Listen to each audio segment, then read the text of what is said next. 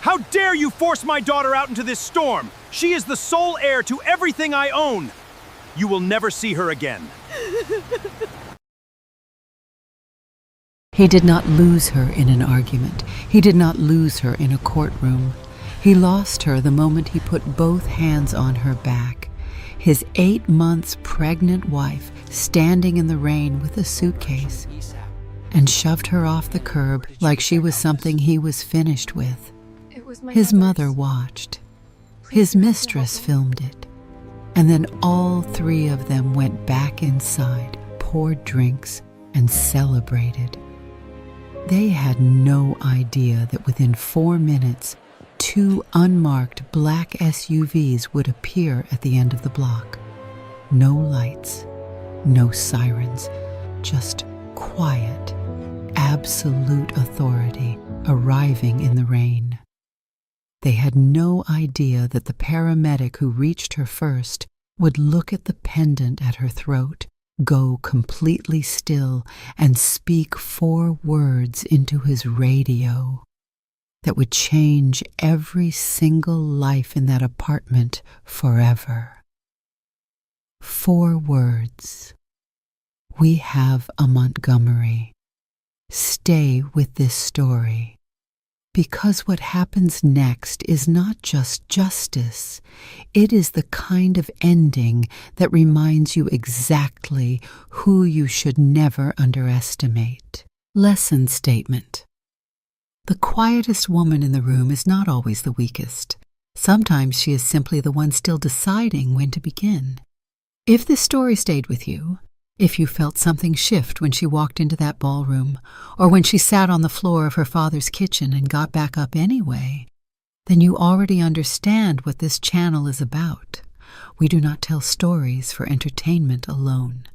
We tell them because somewhere out there, someone needs to hear that silence is not surrender, that patience is not weakness, and that the people who get underestimated do not stay underestimated forever.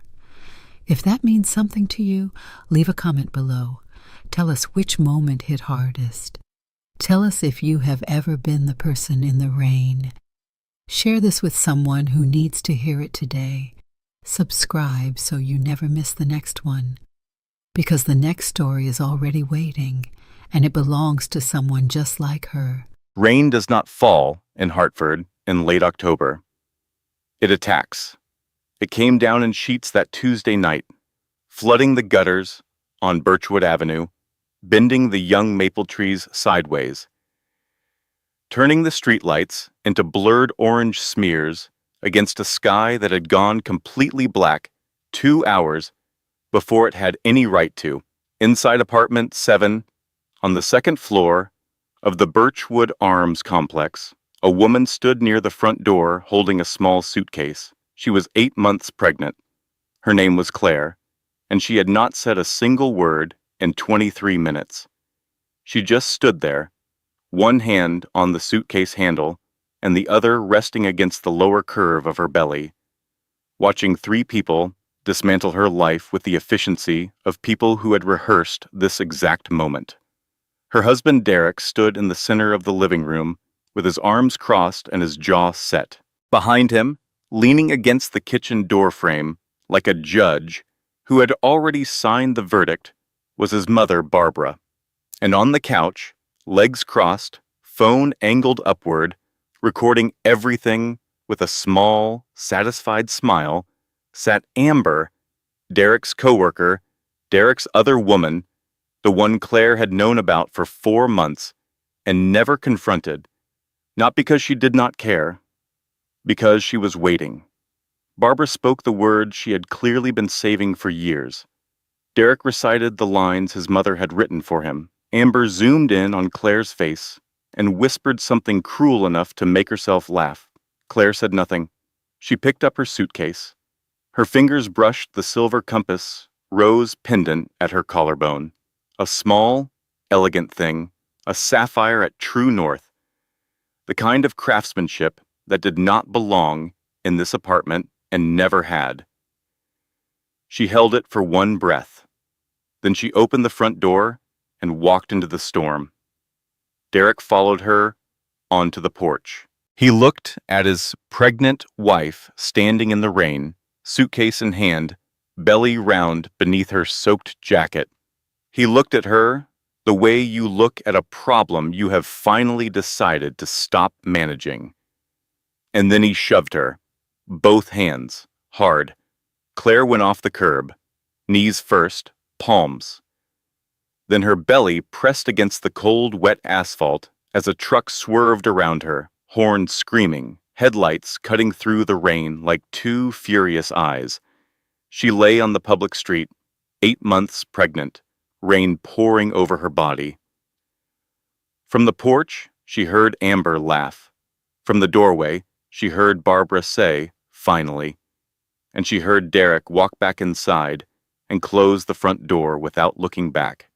Across the street, 74-year-old Ruth Gallagher had been watching from her porch with a coffee mug and increasingly wide eyes.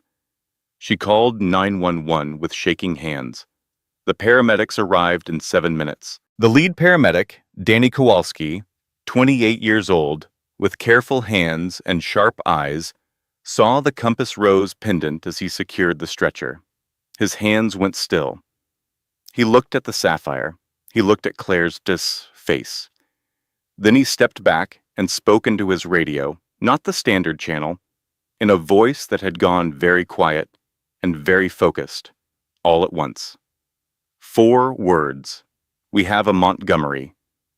2 black SUVs appeared at the end of the block 30 seconds later.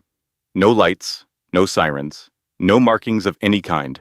They moved through the rain with the quiet authority of something that had been waiting for exactly this moment. Danny's partner, Kevin, 24 years old and 11 weeks on the job, watched the SUVs pull in and said softly, "What is a Montgomery protocol?" Danny finished securing the stretcher and said, "You see those 2 vehicles that appeared out of nowhere?" Kevin said yes. Danny said, "That is a Montgomery protocol. Now stop talking and help me with these straps." Back inside apartment 7, Derek was already on the couch with Amber, scrolling through his phone. Barbara was in the kitchen, making tea. None of them saw the SUVs. None of them heard the radio calls. And not one of them had the faintest idea that the woman they had just thrown into the rain was worth more than everything they would ever earn or touch or dream of in 20 lifetimes combined. To understand who Claire Montgomery really was, you have to go back 26 years to a private estate sitting on 60 acres of Connecticut countryside, hidden from the road by a wall of old-growth oak trees and monitored by a security infrastructure that rivaled small government installations. The estate belonged to Edward Montgomery. Edward Montgomery was, by every credible measure, the most quietly powerful man in American private medicine. His company, the Montgomery Medical Trust, owned hospital networks, pharmaceutical patents, artificial intelligence diagnostic systems, and research facilities operating across 4 continents. His net worth had crossed the $1.4 trillion threshold 8 years ago and had not looked back. He had never given a magazine interview. He had never appeared on a morning show. He had never attended a gala with his name on the donor wall. He built things the way certain men build cathedrals, brick by silent brick, until the structure spoke for itself. He had 1 child, 1 daughter, Claire. Her mother died of a cardiac complication 4 hours after delivery, a cruel, arbitrary failure that all of Edward's money and all of his medical infrastructure could not reach in time. He never fully recovered from it. He never spoke about it to anyone who had not already lived inside that grief with him. What he did instead was raise his daughter, not with money, with presence. He drove Claire to school himself every morning until she was 16 and got her license. He sat with her at the kitchen table during homework, drinking coffee and reading reports available without hovering. He coached her soccer team for 2 seasons, despite knowing almost nothing about soccer, and the team lost most of their games, and neither of them cared. He read to her before bed until she was 11, and told him gently but firmly that she could read on her own now. Thank you. He taught her chess in the garden, and let her win until the afternoon she beat him honestly, and he smiled wider than he had in years. When Claire turned 16, Edward took her out to the garden on a Sunday afternoon in late May. He sat her down on the stone bench beneath the oldest oak tree on the property, and he placed something around her neck, a silver pendant, a compass rose with a single sapphire set at true north, the Montgomery family seal, handcrafted by a jeweler in Geneva who produced exactly 4 pieces per decade. He held his daughter's face in both hands and looked at her the way fathers look at the person who carries everything they love into the future. The world is going to test you, Claire Bear, he said. Over and over, people are going to want what you have and overlook who you are. But this compass, when you hold it, you remember something. You never need anyone's permission to know your own worth. Not mine, not theirs, not anyone's. You already know. Claire grew up soft, not weak. There is a profound and frequently misunderstood difference between those two things. Weak is what breaks under pressure. Soft is what absorbs the pressure and stays whole. She chose nursing school at 24. Edward offered to build her a hospital. She smiled and told him she would rather work in one first. He did not argue. He had learned, over 16 years of raising this particular person, that arguing with Claire Montgomery was roughly as productive as arguing with the tide. She graduated with honors. She took a position at Hartford Community Clinic and worked double shifts on Tuesdays.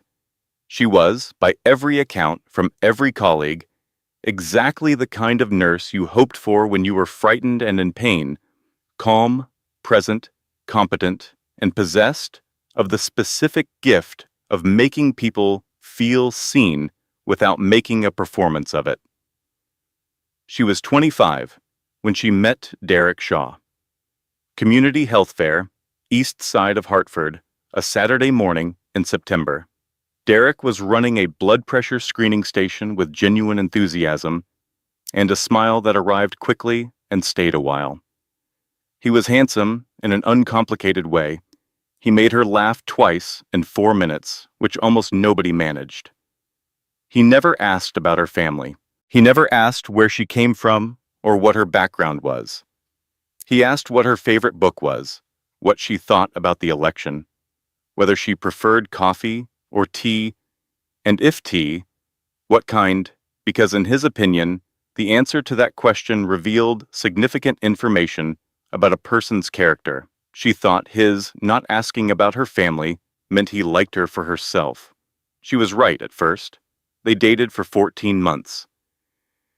He proposed with a ring he had saved 4 months to buy, down on one knee in a restaurant that was slightly above his budget, nervous in a way that was completely genuine. She said yes before he finished asking. She told Edward first. She sat across from him in his study and told him she wanted to live a normal life, not as a Montgomery, just as Claire. She wanted to know what it felt like to build something without the weight of what her name carried. Edward studied her face for a long time. Then he nodded. He did not agree. He could see things from where he sat that Claire could not yet see from where she stood, but he respected his daughter too much to substitute his judgment for hers. He shook Derek's hand at dinner 3 weeks later and said very little all evening. On the drive home, he told his head of security, James Calloway, who was also, inconveniently, Claire's childhood best friend and a Harvard-trained family attorney, to keep a quiet detail within range of his daughter at all times. Honor her independence, Edward said. Just do not actually honor it. James said, that is not what independence means. Edward said, "I know what independence means. I also know what fathers mean." James said nothing further on the subject. Claire married Derek in a small ceremony. She moved into his apartment. She kept working at the clinic. She wore simple clothes, drove a practical car, and never once said the name Montgomery in Derek's presence. The only piece of her real life she carried into this one was the compass rose pendant.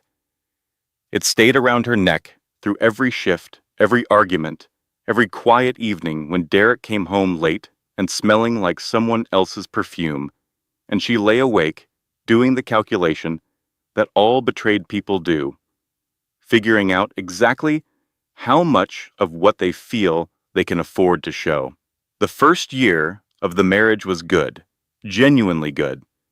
Derek was warm when he was not anxious, and funny when he was not performing, and kind in the small daily ways that matter more than grand gestures. They cooked dinner together on Sundays. They drove to the coast in October. He remembered how she took her coffee without being reminded. The second year, a promotion he had counted on fell through. Something shifted in him. Quiet at first, then louder. He started measuring himself against other men and finding himself perpetually short.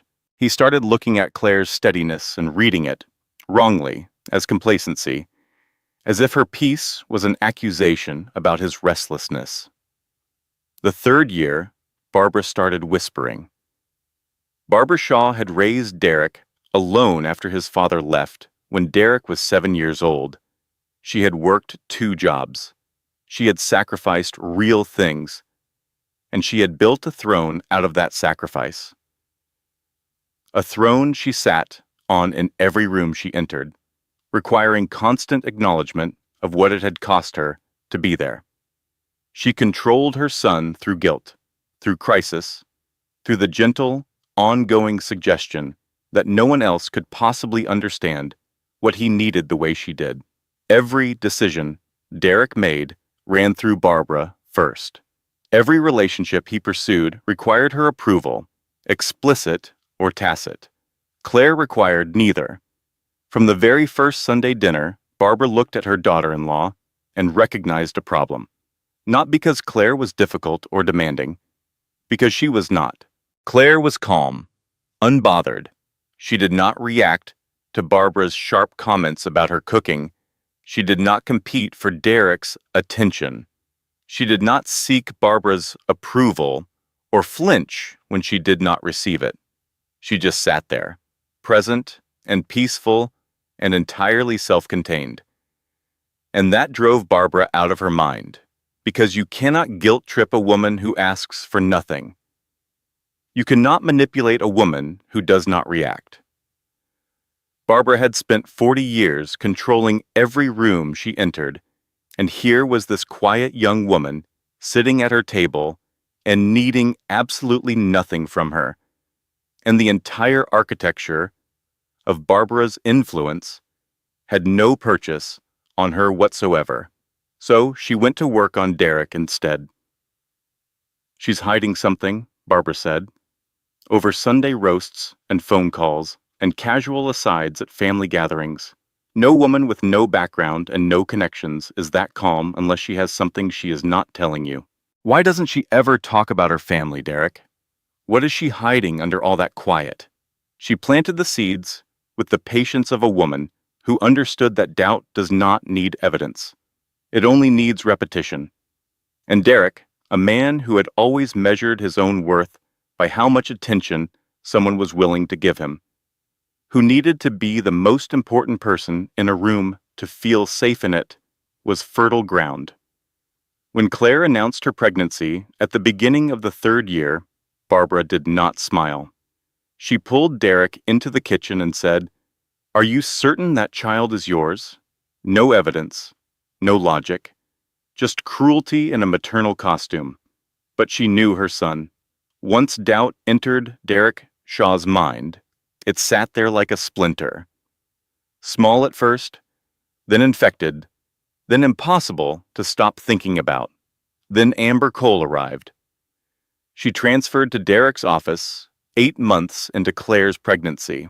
She was sharp and loud and deliberate, and she wore her intention to be noticed like a second outfit. She identified Derek within 2 weeks as a man carrying a significant amount of unaddressed resentment, and she offered to take it off him.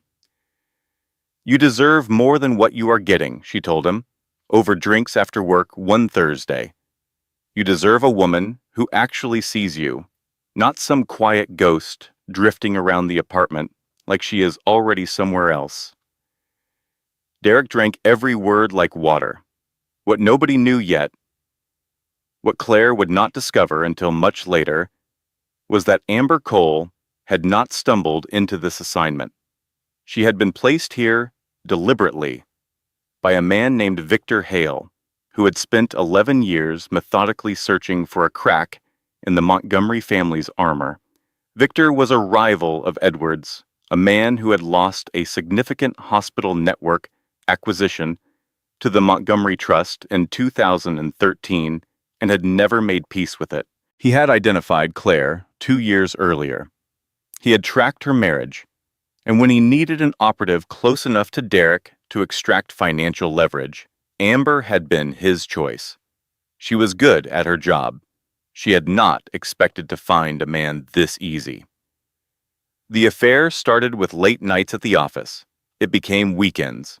It became phone calls taken in the bathroom with the water running.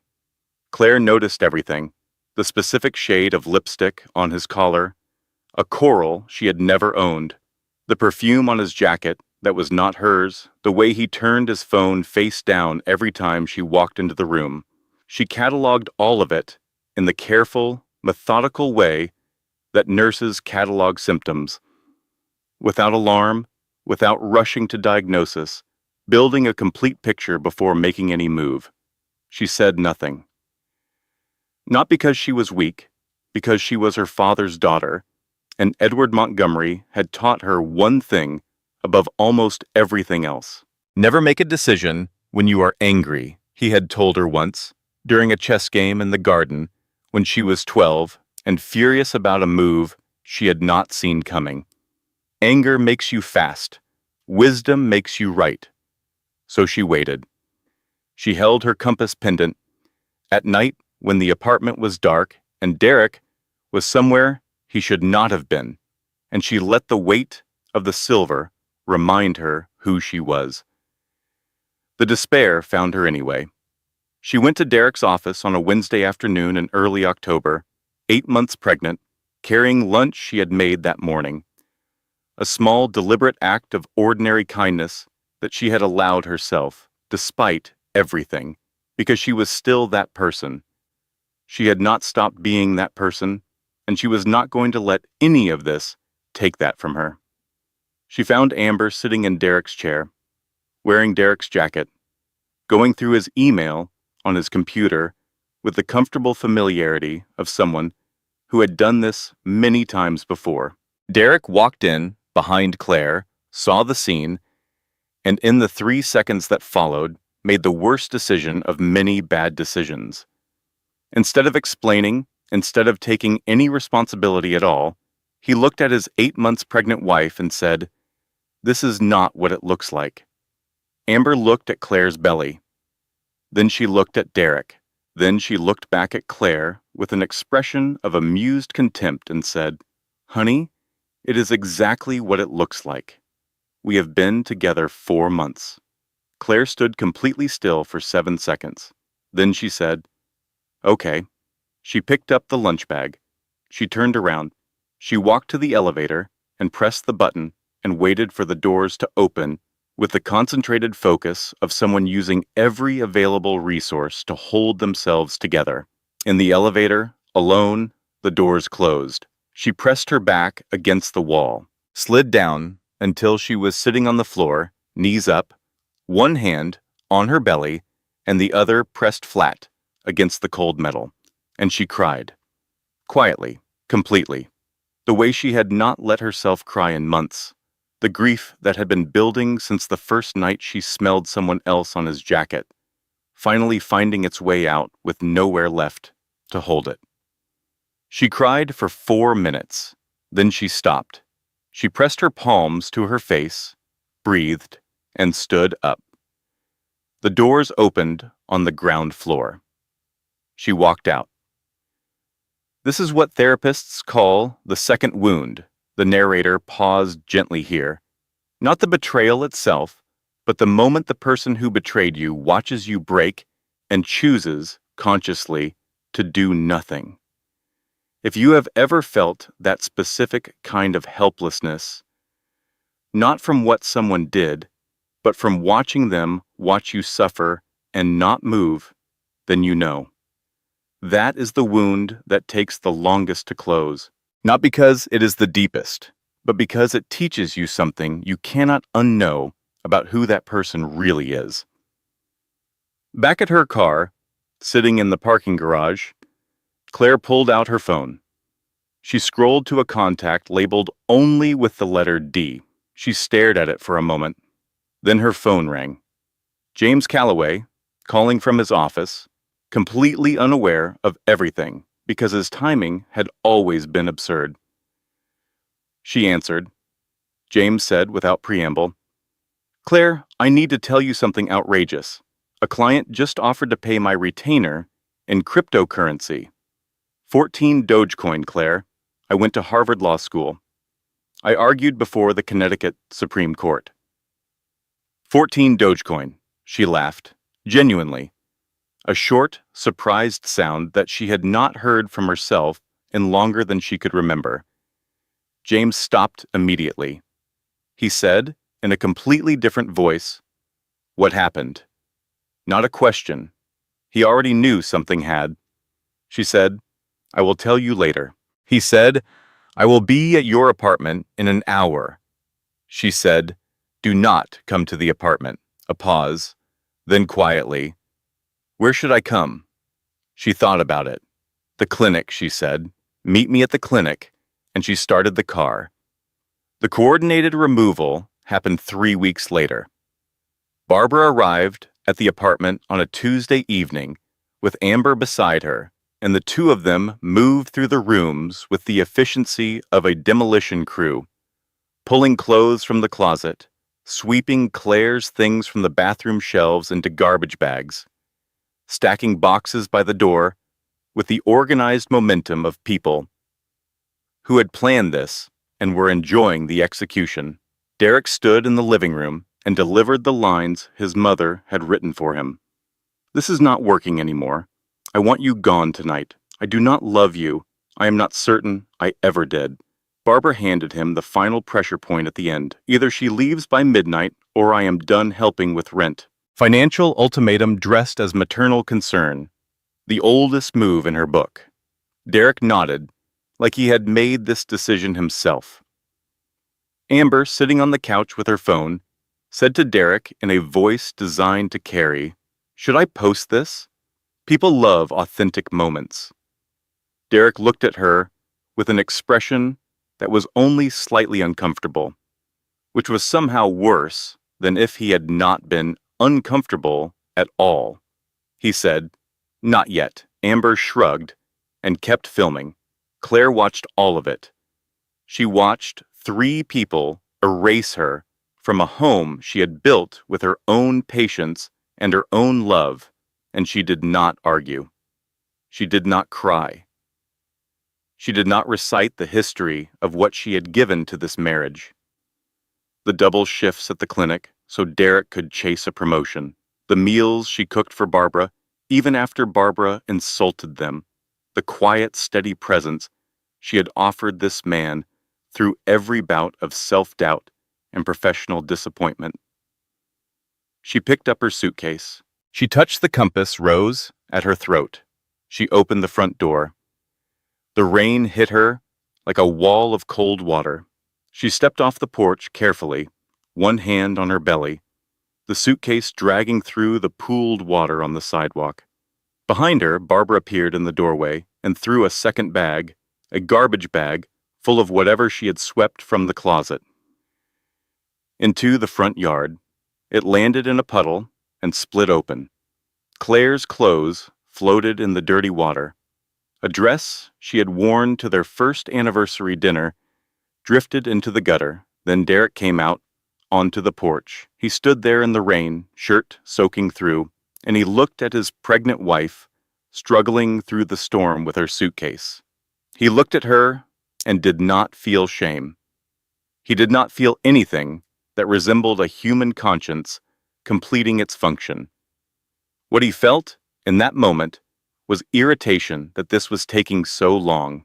He crossed the porch in 4 steps, and he shoved her, both hands flat against her back, hard, the kind of shove that is not a push, but a statement, a declaration.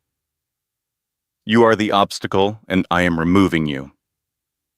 Claire went off the curb, knees first, then palms, then her body pitched forward and her belly pressed against the cold, wet asphalt as a pickup truck swerved around her, horn screaming, tires shrieking against the slick road, headlights cutting through the rain. She lay face down on a public street, 8 months pregnant, rain washing over her, like the sky itself was trying to clean away what had just happened. From the porch, Amber laughed. From the doorway, Barbara said, finally. Derek walked back inside and closed the door. He did not look back. None of them did. Across the street, Ruth Gallagher, 74 years old, retired school teacher, 2 cats, a porch she used in all weather, and a moral clarity that had only sharpened with age, had been watching from behind her screen door with her coffee going cold in her hands. She called 911 with shaking fingers. Then she called James Calloway because she had his number from the parking ticket dispute 2 years ago, and she had never deleted it, and she had always had good instincts about who to call in a crisis. The paramedics arrived in 7 minutes. Danny Kowalski worked fast and carefully, the way good paramedics do, talking to Claire in a low, steady voice while his hands moved through their practiced sequence. He was securing the stretcher straps when he saw the pendant. His hands stopped. He leaned in slightly. Compass rose, sapphire at true north, the specific craftsmanship of something that was not purchased at a retail counter. He looked at Claire's face. Then he stepped back from the stretcher and switched channels on his radio. His partner Kevin watched this and said, quietly, "Why did you switch channels?" Danny said, "Stand by." Kevin said, "Danny, why did you?" Danny spoke into the radio. 4 words, clipped and precise. "We have a Montgomery." Kevin said, "What does that?" 2 black SUVs appeared at the end of the block. No lights, no sirens. Moving through the rain with the specific quiet authority of something that does not need to announce itself. Kevin said, "Oh." Danny said, "Yes, now stop talking." A man in a dark overcoat stepped from the lead vehicle, walked directly to the stretcher, looked at the pendant, and nodded once.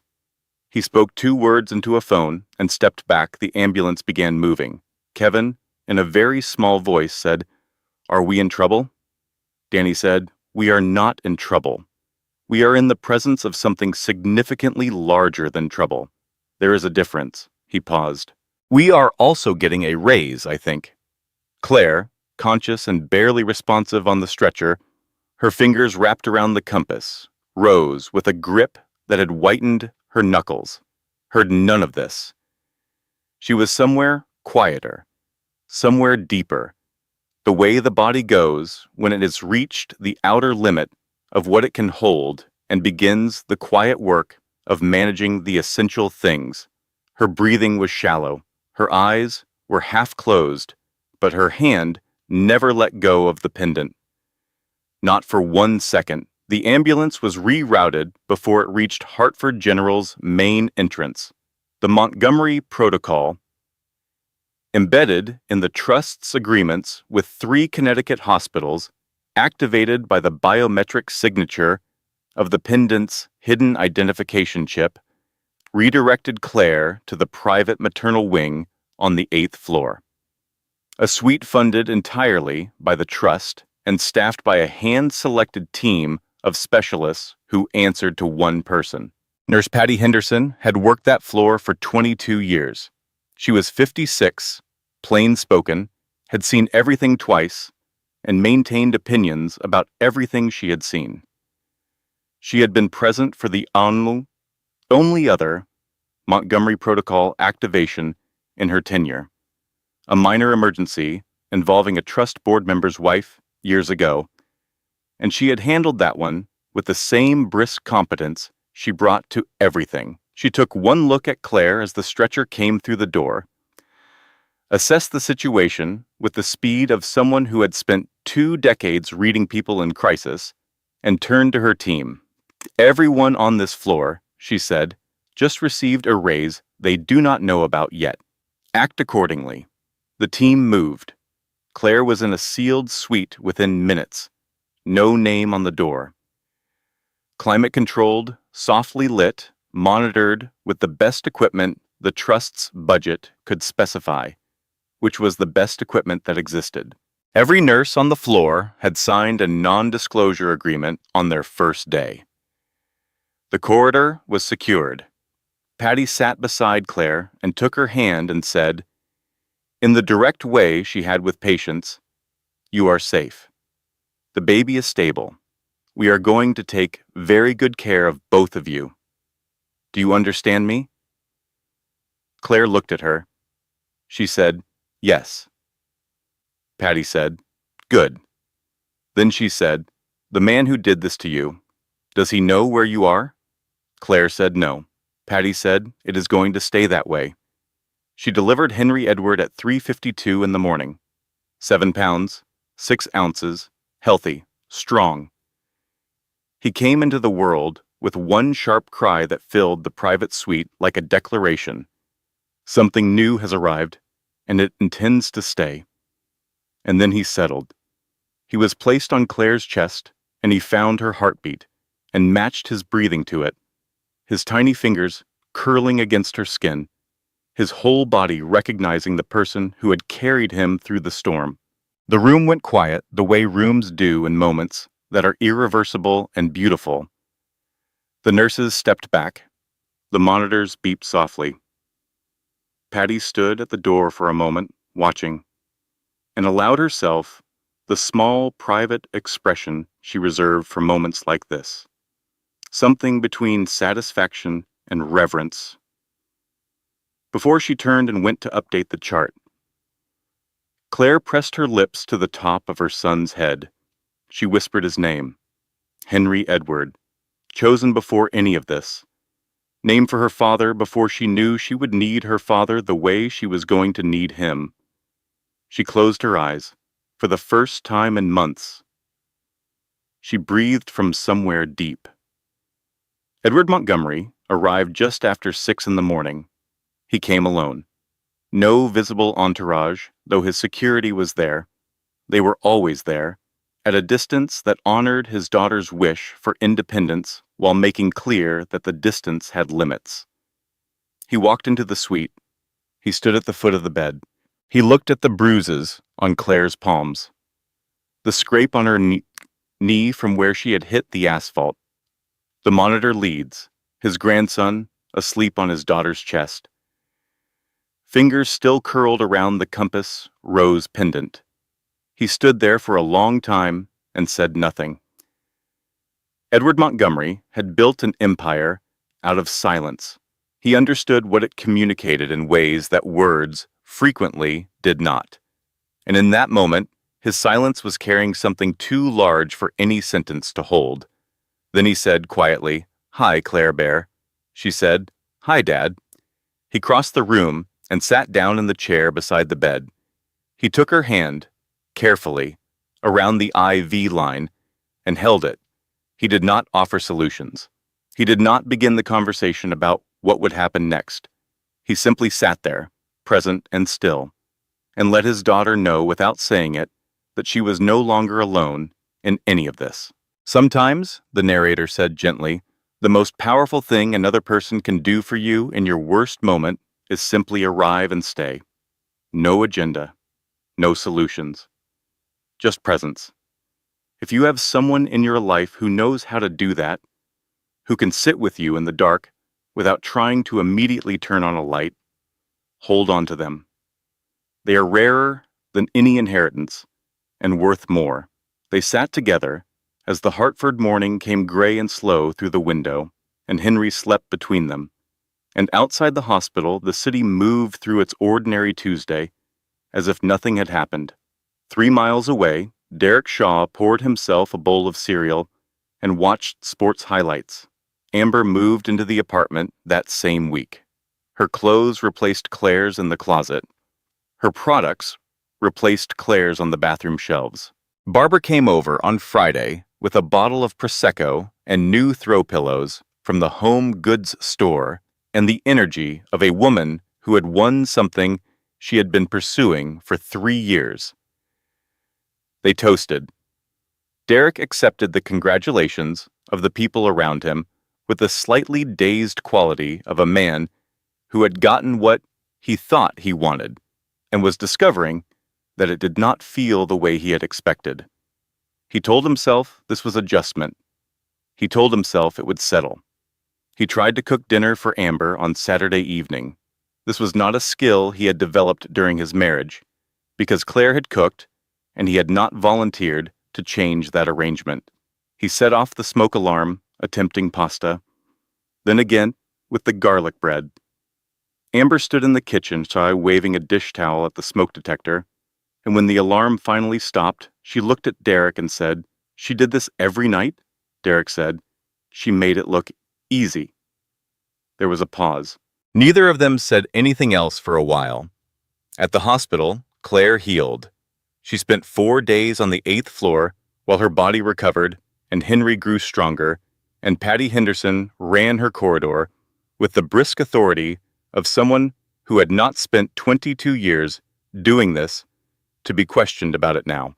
On the 3rd day, Patty brought Claire a cup of tea that was actually good, a fact Patty acknowledged had required significant effort given what passed for a kitchen on a hospital floor, and sat in the chair across from her and said, "You are going to be fine, you know." Claire said, "I know." Patty said, "I have watched a lot of women come through a version of what you came through. The ones who know they are going to be fine before anyone tells them. They always are." Claire looked at her and said, "Have you always been this direct with patients?" Patty said, "I have been this direct with everyone since 1991. It has caused some friction over the years. I have no regrets." On the 4th day, James arrived. He came with flowers, yellow tulips, her favorite, which he had remembered since they were 12, and 2 cups of terrible hospital cafeteria coffee, and the expression of a man who had already spent several hours in the very focused mode that his Harvard legal training produced when he was genuinely angry about something. He set the flowers on the windowsill. He handed her a coffee. He sat down. Claire said, "I have not even told you everything yet," James said. "Ruth Gallagher called me the night it happened. Your father called me 6 minutes later, and before I drove to the hospital, I watched the video Amber posted online, the one from that night. Before she took it down, she posted it for approximately 6 minutes before someone advised her this was a significant mistake." He paused. "I have a copy. Fully authenticated. Time-stamped." Claire said. "She posted it." James said, "She did?" He set down his coffee. "Claire, I have to ask you something, and I need you to answer me honestly. Are you ready to let me do my job?" She looked at him for a moment. Henry was asleep in the bassinet beside her. The compass rose pendant rested at her collarbone, its sapphire catching the morning light. She said yes. James nodded. He said, "Then here's where we start." They talked for 2 hours. When he left, James walked down the 8th floor corridor with the specific energy of a man who has identified a clear path forward through a complicated problem and is looking forward to the work. Patty Henderson watched him go from the nurse's station and said, to no one in particular, I give that man 3 days before something significant happens. It took 4. James filed for emergency protective custody of Henry on a Thursday morning.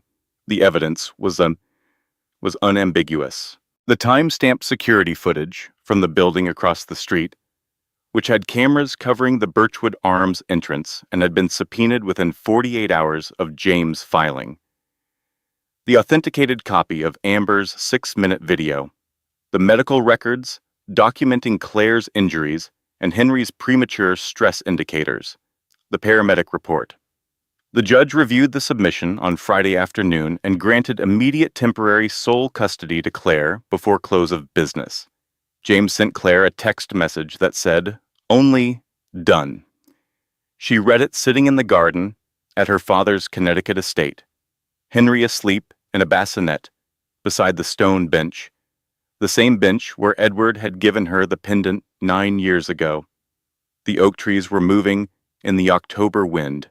The light was low and golden. She allowed herself, for the first time since the night of the storm, to feel something that resembled safety. She called James. She said, "Thank you." He said, "Do not thank me yet. Derek has 48 hours to respond."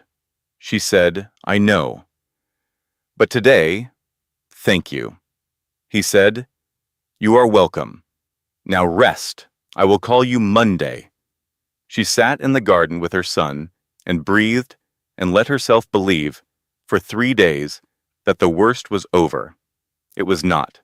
On Monday morning, a story appeared on the website of a national tabloid with a readership of 12 million.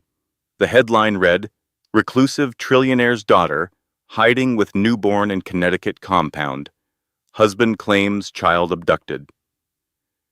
Amber had filed the story through a contact of Victor Hales, with strategic timing and a carefully assembled collection of half-truths, manipulated photographs, and invented quotes from unnamed sources. The framing was deliberate.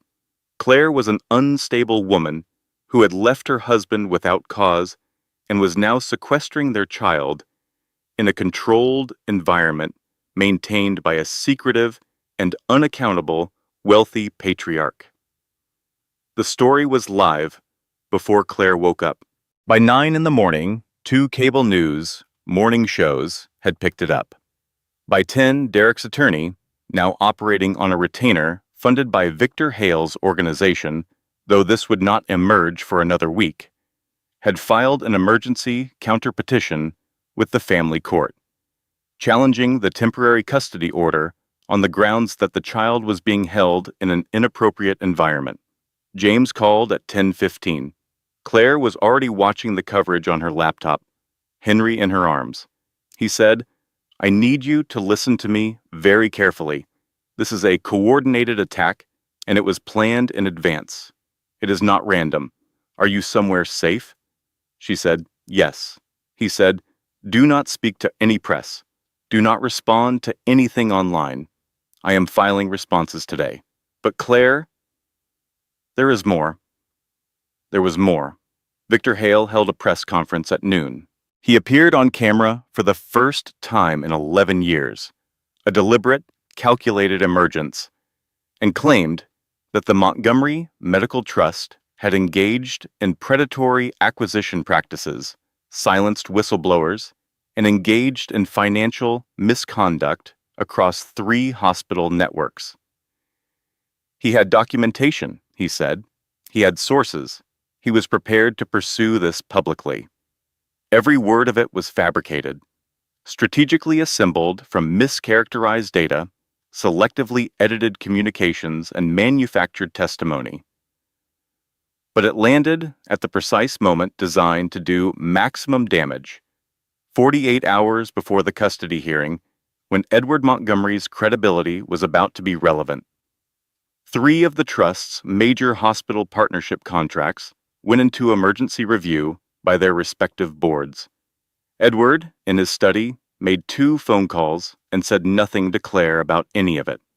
The third blow came by end of day. Amber had located Claire's former nursing supervisor at the Hartford clinic. through means that would later emerge as straightforward coercion, a threat to the supervisor's pension through a connection to the hospital's board.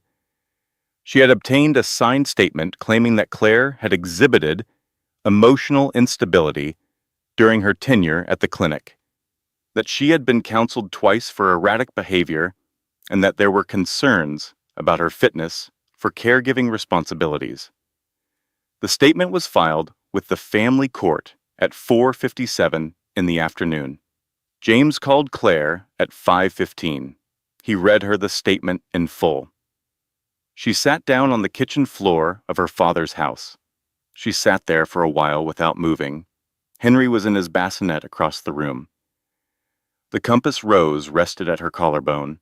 Through the window, she could see the garden, the stone bench, the oak trees, the exact spot where her father had told her she would never need anyone's permission to know her own worth. She held the pendant, she breathed, and she made a decision.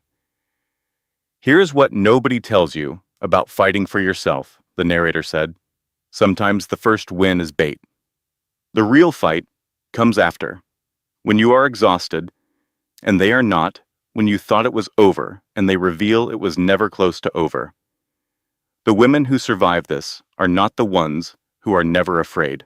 They are the ones who feel the fear completely and then decide, consciously, deliberately, that tired is not the same as finished. She got up off the kitchen floor. She called James. She said, "Tell me what we need." Edward did not hold press conferences. He did not issue statements or appear on television or respond to Victor Hale's claims in any public forum. He made phone calls the way he had always done everything that mattered, quietly, with complete precision, and with 11 years of preparation that Victor Hale had not accounted for, because Victor Hale had never fully understood what he was dealing with. The defamation suit landed on Victor Hale's attorney's desk at 8 in the morning, the day after the press conference. It was accompanied by a document package containing 11 years of compiled evidence, surveillance records, financial interference documentation, business harassment patterns, and 3 separate instances of attempted corporate espionage against the trust, all cataloged and cross-referenced and waiting for exactly this moment. The 3 hospital partnership contracts that had gone into emergency review received counter-documentation packages from the trust's legal team by early afternoon. The packages were thorough enough that all 3 boards reinstated their contracts before the close of business. Edward's team identified the coercion mechanism used against Claire's nursing supervisor within 36 hours. The supervisor, when contacted by a separate investigator and informed that her pension was not in fact at risk and that the threat used against her was fraudulent, recanted her statement immediately and filed her own complaint, naming Amber Cole as the source of the coercion. The recantation was filed with the family court the following morning, and a federal investigation into Victor Hale's financial practices, which had been building quietly for 2 years through a separate agency entirely unrelated to any of this, received a motivated referral that moved the timeline forward by approximately 18 months. James, watching all of this from his office over 3 days, called Claire on Wednesday afternoon. He said, "Your father dismantled an 11-year coordinated campaign in approximately 4 business days." Claire said, "He has had the file since the 2nd year." James said, "The 2nd year of what?" Claire said, "Of Victor's campaign. He identified Victor's interest in 2015 and has been documenting since then." There was a pause. James said, "I went to Harvard Law. I have been practicing for 9 years. I want you to know that I am sitting here, eating a sandwich, and feeling genuinely humbled." Claire said, "He respects you enormously, James." James said, "He has a strange way of showing it. He is making everything I do look decorative." Claire laughed. James said, "There she is." He said it quietly, with the warmth of someone who had known her since they were children and understood what her laugh meant when it had been missing. Meanwhile, Derek's world was unraveling in the specific, merciless way that things unravel when the foundation they were built on turns out to have belonged to someone else. His CEO, Thomas Reed, received a letter from the Montgomery Trust's legal department on a Tuesday. The letter informed him, in precise legal language, that the trust held a 34% controlling stake in Reed and Shaw Consulting through a subsidiary holding company, a position the trust had maintained for 6 years quietly through a layered structure that none of Reed's executives had ever traced to its source. The letter further informed Mr. Reed that the trust had initiated a strategic portfolio review and would be in contact regarding recommended changes to the company's organizational structure. Thomas Reed called Derek into his office the next morning and closed the door. Derek's keycard stopped working at the building entrance the following day. A security guard met him in the lobby with a cardboard box containing his personal items and an envelope with 2 months of severance. There was no meeting. There was no formal exit conversation. There was an envelope and a box and a guard who was professionally sympathetic and said nothing beyond the minimum required. Derek called Amber from the parking lot. She did not answer. He called again. He called Barbara. She answered, and she screamed at him about the foreclosure notice she had received that morning. His co-signature on her investment property's mortgage was now a liability the bank was moving to collect, and Barbara was discovering what happened to financial structures built on someone else's income when that income disappeared. Derek drove home. Amber's car was in the parking lot. He went upstairs. Her suitcases were lined up by the door.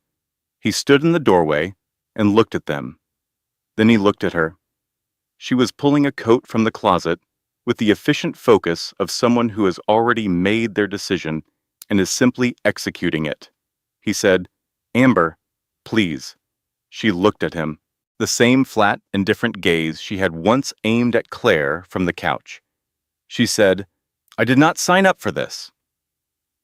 She walked out the front door with her bags. Nobody shoved her. She left entirely on her own terms, the way people like Amber always do. Present when the table is full and gone the instant the plates are cleared. Derek sat down on the couch in an apartment that now contained only himself and a leaky faucet and the slowly accumulating evidence of every choice he had made. Outside, it was raining. Edward made one phone call to the Hartford Children's Medical Foundation. The Montgomery Trust, he said, would fund the entire new pediatric wing. Every room, every piece of equipment, every dollar. $200 million committed immediately on one condition. His daughter would present the donation in person at the annual charity gala in front of everyone. The gala was 3 weeks away. The foundation's executive director agreed before Edward finished the sentence. The night came like a verdict the city had not known it was waiting for.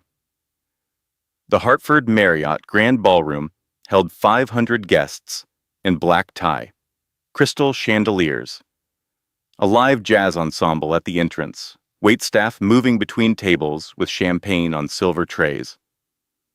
The kind of room where power dressed in cufflinks and called it philanthropy. Derek was there. His invitation had been issued weeks earlier, before the restructuring, when he was still someone Thomas Reed put at tables like this. He had not been formally uninvited. He had brought Amber before her departure, but she was gone, so he came alone, and he sat at the table with Thomas Reed and 3 other executives and tried to hold himself together in a room that felt, inexplicably, like something was about to happen. Barbara had talked her way into a seat at an adjacent table, wearing borrowed confidence and a dress that was almost right. The evening moved through its choreography, speeches, a silent auction, polite, sustained applause. Then the host approached the podium and waited for the room to settle. "Ladies and gentlemen," he said, "it is my distinct honor to introduce the individual whose generosity has made tonight's central project possible.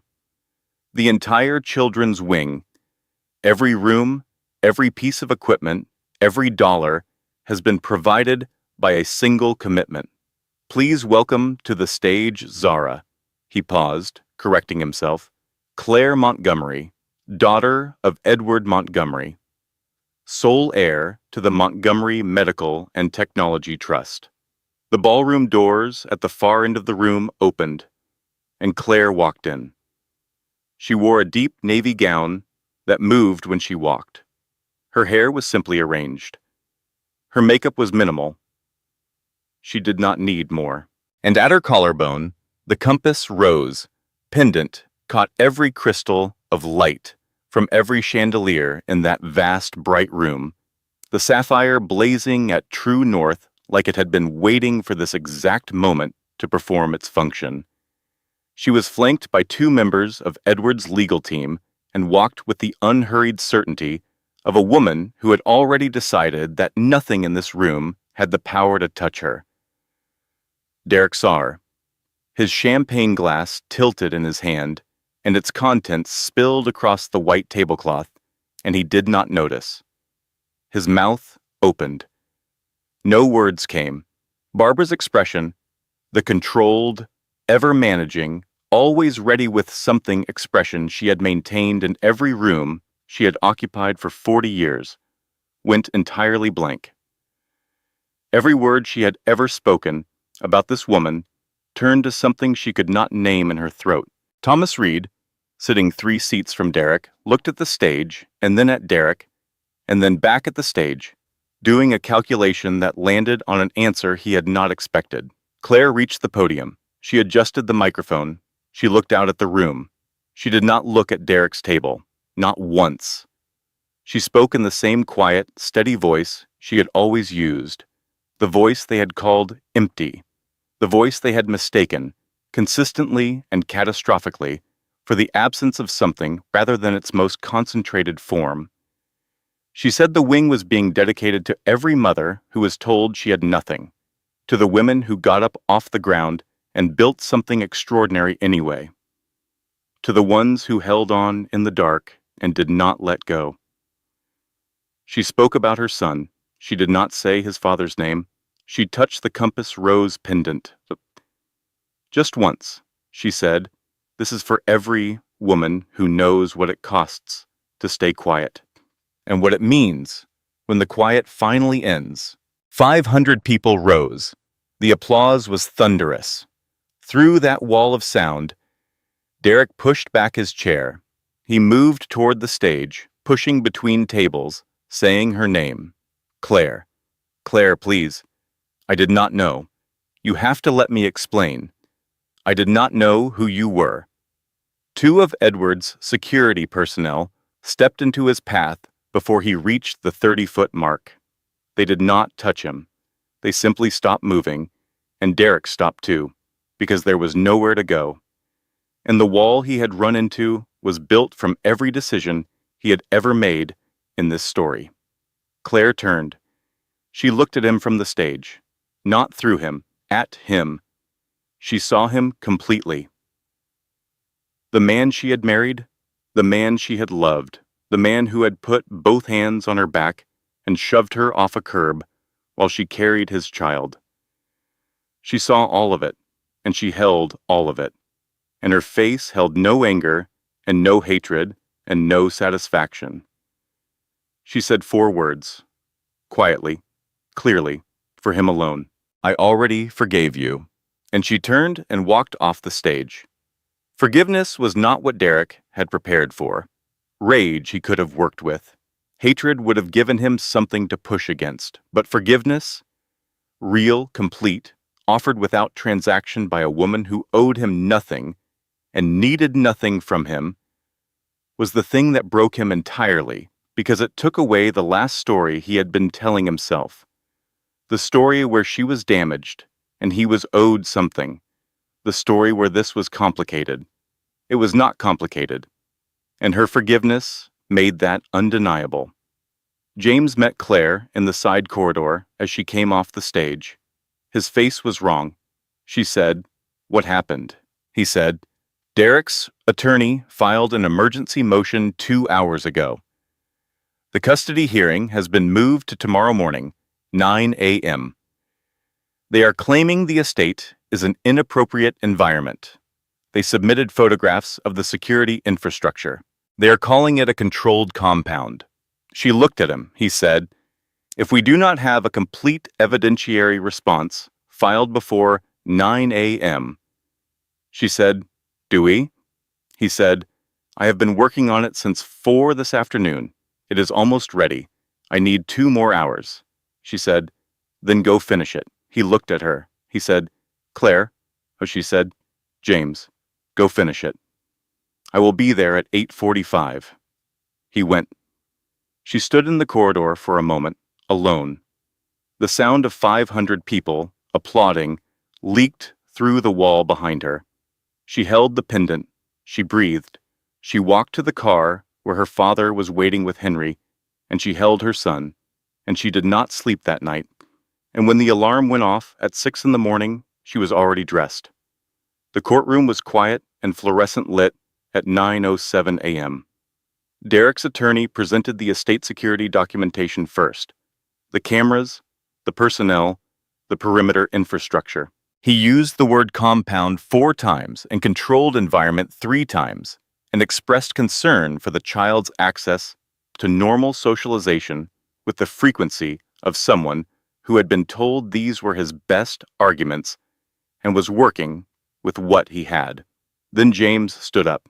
He presented his evidence in sequence, without theatrics, in the plain, methodical voice of someone who does not need theatrics, because what he is holding speaks more loudly than he ever could.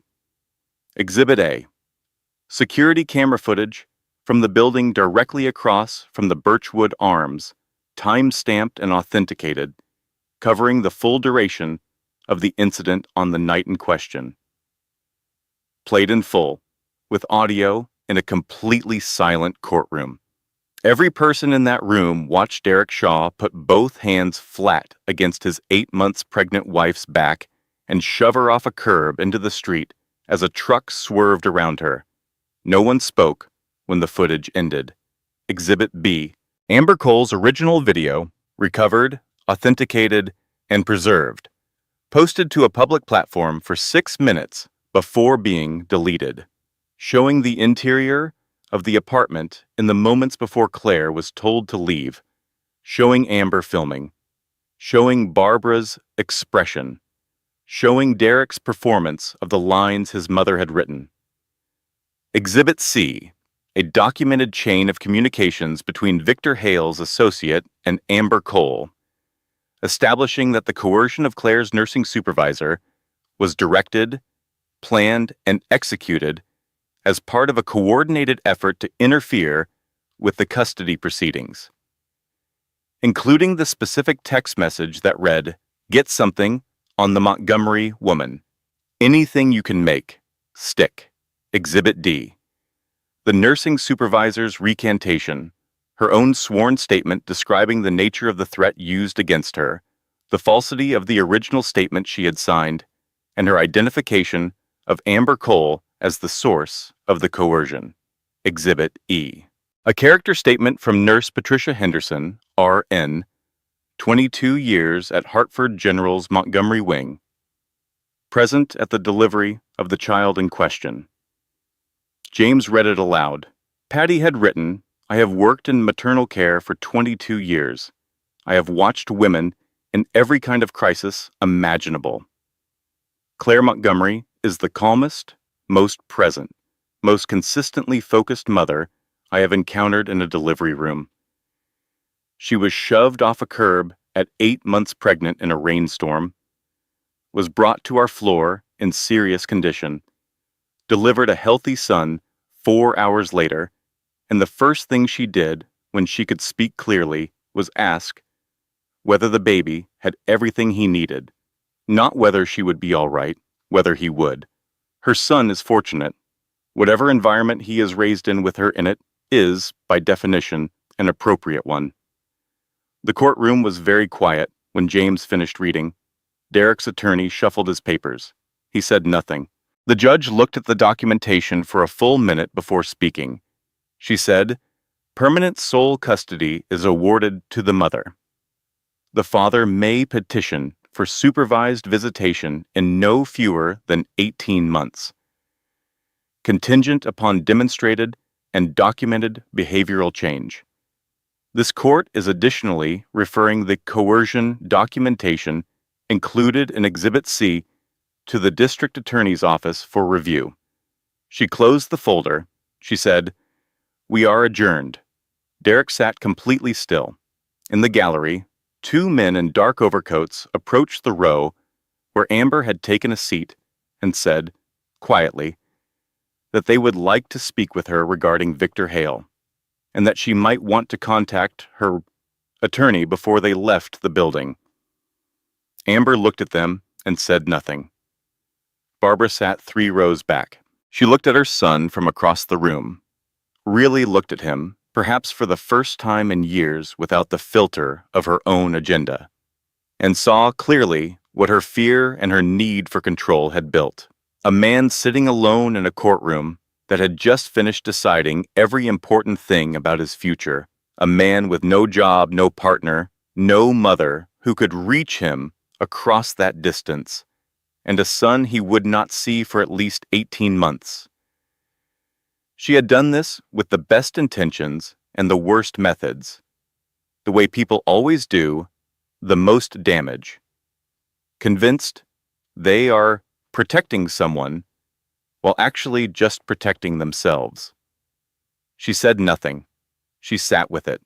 James gathered his files, capped his pen, and leaned slightly toward Claire. He said, "Patty Henderson's statement was better written than my law review article." Claire said, "She told me she has been waiting 22 years to write something like that." James said, "I'm going to send her flowers." Claire said, "She told me if anyone sends flowers, she will return them and ask for a donation to the nurses' union instead."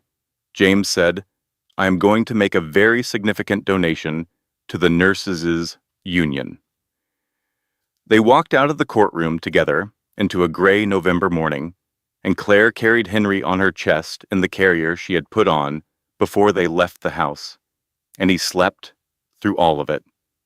The drive, the courthouse, the verdict, the entire complicated machinery of his parents' story, with the uncomplicated piece of someone who does not yet know that the world is difficult because the person holding him has decided it is her job to give him time before he needs to.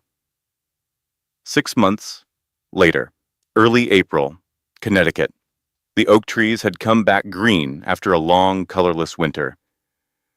The air on the Montgomery estate smelled like cut grass and the particular quality of quiet that exists in a place that has known you since before the world had opinions about you. Claire sat on the stone bench, the same stone bench where she was 16 years old and her father placed a compass around her neck and told her she would never need permission to know her own worth. The bench was cool in the April morning, and the light was coming at that low angle that makes everything look slightly more significant than usual, the way early spring light does, like the world is making an effort. Henry was 7 months old. He was awake, sitting propped against her arm, with the focused intensity of someone encountering everything for the first time and finding it all worthy of serious consideration. A bird in the oak tree above them, the movement of shadows on the grass, the pendant at his mother's collarbone, which he had located with the unerring radar of babies for shiny objects and gripped with both hands. His fingers were wrapped around the compass rose. Claire let him hold it. She looked at his hands, small and certain and completely themselves. Edward came out of the house with 2 cups of coffee. He walked across the garden without hurrying, the way he did everything, and sat down beside his daughter on the bench. He handed her a cup. They watched Henry together for a while. Then Edward said, "He has your mother's hands." Claire looked at her son's hands. She had never seen a photograph of her mother's hands. She had asked once, years ago, and Edward had found one. A single photograph, her mother laughing at something, hands in motion, and shown her, and then carefully put it away. She filed this observation away the way she filed everything her father said about her mother, like treasure discovered slowly, in pieces. She said, "Tell me something else about her." Edward said, "She would have sat on this bench with him. She sat here every morning when the weather allowed it. She said the light in this garden was the best light on the property, and she was right." A pause. Claire said, "I think I understand why you never dated anyone else." Edward said, "Nothing was missing." She looked at him. He said, "I had you, and I had the memory of her, and I had enough to do. Nothing was missing, Claire Bear." Henry made a sound, not quite a word but shaped like one, the beginning of the architecture of language, and tightened both hands on the compass rose pendant with a conviction that suggested he had decided it was his now. Claire laughed, quietly, fully, from somewhere real and deep. The laugh that James always said he could identify by sound alone, the one she produced when she was not performing anything. Edward watched her laugh and smiled. He did not say anything. He drank his coffee. The morning moved around them, the birds active in the trees, the shadows shifting, Henry's small, decisive sounds punctuating the quiet. Here's what happened to everyone in the time that followed. Derek Shaw signed the divorce papers on a rainy Wednesday evening, alone at the kitchen table in the apartment he could barely afford. He signed them slowly, reading each page, which was the first careful thing he had done in a long time. He moved to a studio in a different part of Hartford. He started seeing a therapist. Not because anyone required it, but because he had spent a long time alone in that apartment with the truth about himself and had decided he needed help with what to do with it. Whether he becomes someone better is a story he has to write himself. Claire neither knows nor monitors how it is going. That is not her story anymore. Barbara called once, 4 months after the gala on a Sunday afternoon in February. Claire answered, which surprised them both. Barbara said, "I do not expect anything from this call. I am not asking for anything. I wanted to say that you were never what I said you were. I knew it while I was saying it. I knew it, and I said it anyway. And I wanted you to know that I know that." Claire said, "I know." A long pause.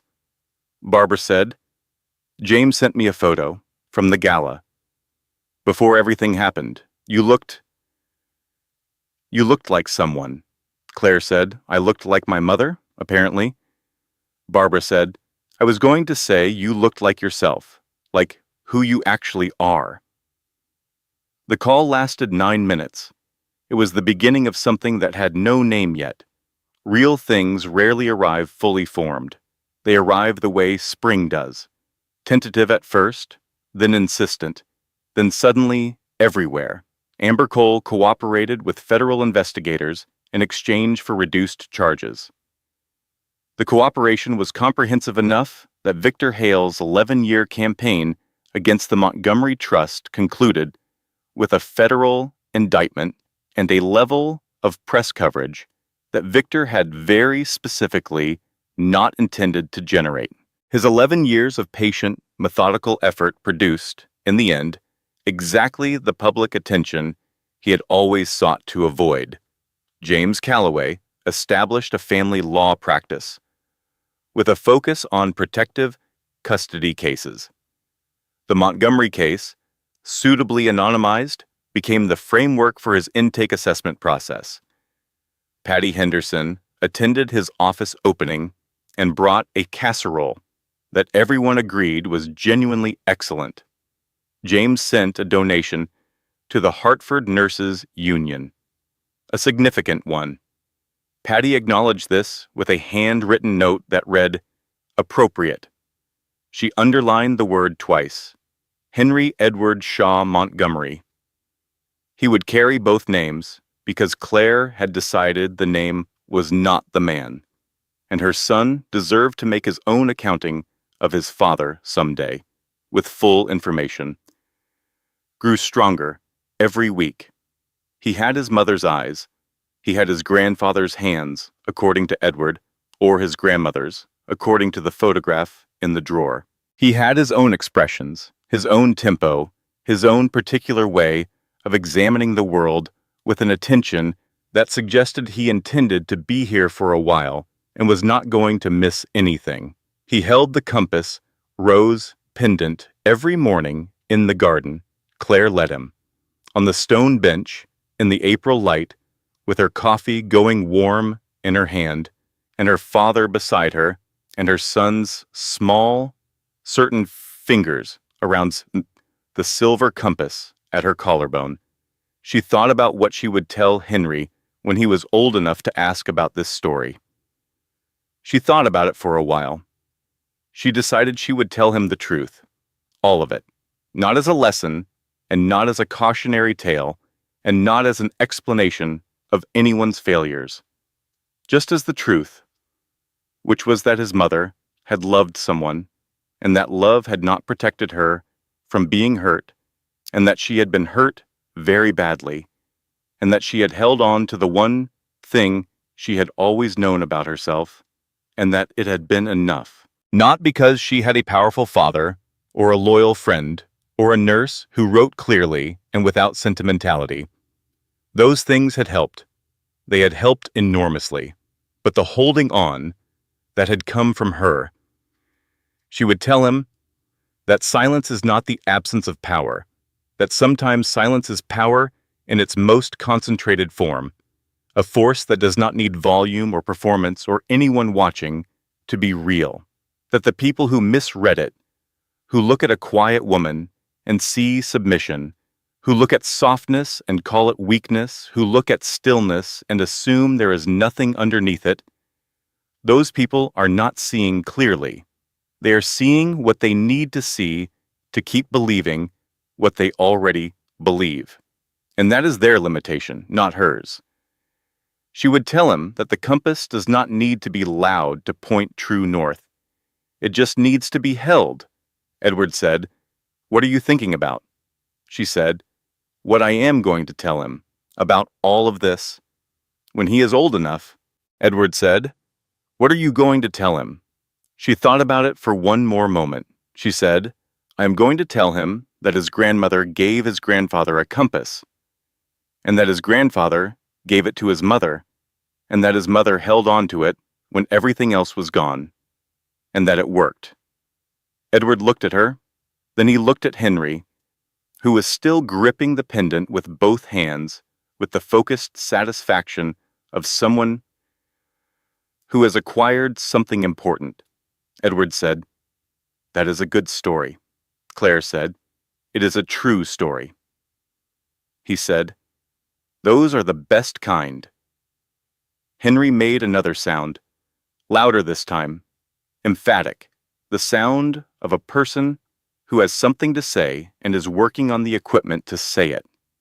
He looked up at the oak tree above them with an expression of profound concentration. The wind moved the branches, the light shifted, the morning continued. And in the garden that had known Claire Montgomery since before the world had any opinions about who she was, a woman sat on a stone bench with a compass at her throat, and her son in her arms, and her father beside her, and the particular stillness of someone who has not given up, who has not retreated, who has not become small or bitter or cautious in the way that people become when they survive something terrible, the stillness of someone who has arrived. The people who underestimated her did not just lose, they did not just regret, they shattered, down to the last story they told themselves about who she was. And she was here, still here, quietly, completely, irreversibly here. If something in this story found you, if you recognized yourself in the way she stood in the rain, or the way she held on in the dark, or the way she sat across from people who told her she was nothing and said nothing back, then you already know what she knew. The compass does not need to be loud. It just needs to be held. Editorial disclaimer. The story you just heard was researched, constructed, and manually edited by our team, built from the ground up to carry meaning, not just drama. Every character, every scene, and every lesson was shaped by hand, with intention, for you. We believe the stories we choose to tell reflect the values we choose to live by. Thank you for listening.